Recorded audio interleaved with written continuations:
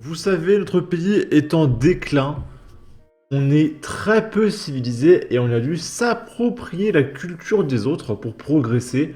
Et c'est pour ça qu'en ce moment, on importe massivement des ingénieurs en astrophysique et des avocats issus d'Afrique qui ont notamment inventé les pyramides électriques. Et par exemple, il y a ce jeune chimiste astroplanétaire qui va nous expliquer que la Terre n'est pas ronde et qu'on nous ment depuis le début. C'est Kim Jong-un parodie qui nous dit ce scientifique du jeune distance te demande pourquoi la Terre est ronde et doute. Son questionnement fait vraiment réfléchir. On va écouter ça. Ça, c'est un globe terrestre. On dit que ça représente la Terre. Maintenant, celui qui a dessiné ça là pour dire c'est la Terre là. Lui, il était placé où? Je suppose qu'il était en dehors de la Terre. Mais il était positionné où? Pour pouvoir dessiner ça là afin de dire que la Terre est ronde. C'est ce que j'ai envie de comprendre. Vous nous avez menti. Donc, en gros, comment le mec peut dessiner une Terre ronde s'il est sur la Terre? Parce que pour la voir ronde, il faut être dans l'espace. Donc forcément, le mec qui a dessiné ce globe, le mec qui a construit ce globe était forcément depuis l'espace. Donc c'est un reptilien. Ou alors un martien, je sais pas. Vous nous avez menti depuis l'enfance. On a grandi. On veut des explications. Normalement, si la tête tourne, ça sera fait comme ça. C'est que nous, on doit tomber. Je comprends pourquoi il y a des gens qui tombent amoureux. Alors qu'il faut tomber, enfin voilà, on tombe sinon, évidemment. La gravité, ça n'existe pas. C'est fascinant les QI de moins de 50, il dit y avoir une grande conviction dans ces divagations. Bref, suite à ça, on va regarder maintenant des événements qui se produisent à l'école. On reste dans le domaine de la culture, voilà, des connaissances dans cette vidéo. Et à Grand Charmont, dans le 25, des enfants d'à peine 10 ans, une école primaire, hein, saccagent une école primaire en pleine journée pour la deuxième fois depuis septembre. Les écoles primaires, hein, des enfants de 10 ans.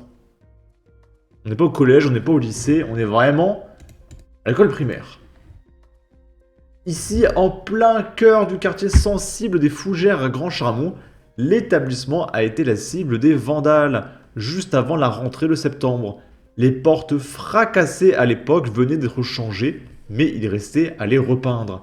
C'est donc là, dans ces classes restées ainsi ouvertes, que les petits vandales ont déployé la plus grande partie de leur énergie destructrice. Armoires renversées, vitres cassées, tableaux blancs interactifs brisés. Ils ont bien tenté de pénétrer dans la seconde partie du bâtiment où on compte une bonne dizaine de salles supplémentaires, mais en dépit des coups d'extincteur, les vitres du SAS n'y ont pas cédé. Voilà. À votre avis, est-ce que les individus qui ont fait ça sont comme eux, là, comme ce mec? Est-ce que c'est des ingénieurs? Des futurs ingénieurs? Bon. Contribuable et associé a réalisé une étude sur le coût net de l'immigration en 2023. Ça nous a coûté 50 milliards d'euros de notre poche. L'État est criminel, il paye nos casseurs avec nos impôts. Et souvenez-vous, Bruno Le Maire est à la recherche de 5 milliards, hein, on ne sait pas où les trouver. Suppression des allocs aux parents. Quand est-ce que ça va enfin être mis en place une bonne fois pour toutes? D'après Fourniquet, il s'ennuie. Je viens de voir le t-shirt. Même ville dont un conseiller municipal a plaidé pour le retour de l'imam expulsé en disant que c'était aux Français de payer les voyages. Son nom, Monsieur Boudjekada Ismaël. En tant que pénalement responsable de leurs enfants mineurs, les parents doivent payer. Aucune raison que ce soit la collectivité qui paye. Il faut plus de mixité sociale et renommer l'école Rosa Parks. Et pour finir, du coup, il y a Nicole Belloubet, je sais même plus qui c'est. Parce que c'est tellement un moulin, en fait, notre gouvernement, que t'as les gens, ils viennent, ils repartent, enfin, tu comprends plus qui c'est qui est ministre, qui c'est qui ne l'est pas. Ok, donc c'est l'ancienne ministre de la Justice qu'il y avait avant Éric Dupond-Moretti. Et du coup, Nicole Belloubet annonce la possibilité prochaine d'une prise en charge des élèves radicalisés dans des classes spécifiques. C'est-à-dire que tous les jeunes là, qui explosent tout à coup d'extincteur, qui poignardent les profs et tout. On va tous les regrouper dans un seul endroit. Et ça va être Nathalie, 26 ans, 40 kilos, qui va gérer des classes de 40 élèves, hein, comme ça là. Bah, imaginez un peu l'ambiance de la salle de cours. Elle est au courant que cette femme est folle, hein. C'est impossible de faire ça. On va quand même l'écouter. Putain, ça rame, c'est Twitter, hein. Twitter a du mal en ce moment. Différents de radicalisation. Vous avez des élèves qui sont les enfants de familles dont on imagine qu'elles sont radicalisées, d'autres qui ont déjà commis des actes en ne respectant pas certaines valeurs de la République. Donc il y a des situations différentes. Lorsque nous avons un doute, nous suivons de très près ces élèves et les proviseurs, les principaux ont des moyens pour empêcher l'entrée dans les établissements, par exemple.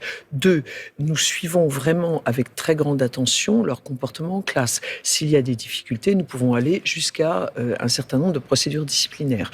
3, nous nous interrogeons et nous souhaitons mettre en place un suivi encore plus fin qui pourra peut-être aller jusqu'à une prise en charge de l'élève dans des classes spécifiques. Et c'est cela que nous sommes en train de construire. En dehors de l'établissement, éventuellement ? Alors, en tout cas, des classes d'études dont nous cherchons exactement la manière et le périmètre qu'elles pourraient recouvrir. Ce que vous dites, c'est que ces élèves sont suivis de près. Très près, évidemment. Mais vous savez, j'ai déjà vu au ministère de la Justice le suivi de jeunes radicalisés. Donc ce n'est pas, et qui parfois donnent des résultats extrêmement satisfaisants, de déradicalisation. C'est un peu cela que nous souhaitons mettre. Ce que je vois depuis tout à l'heure, c'est qu'elle a une écharpe en soie par-dessus son costume à 5000 €. Vraiment, mais j'en peux plus de ces gens-là, mais vraiment, mais c'est horrible, hein. Et du coup, on va faire des classes d'enfants radicalisés, mais c'est vraiment, mais fantastique. Ah! Et actuellement, c'est la ministre de l'Éducation nationale. Mais quoi? Je comprends pas, c'était pas... Oudéa Castéra, la ministre de l'Éducation nationale?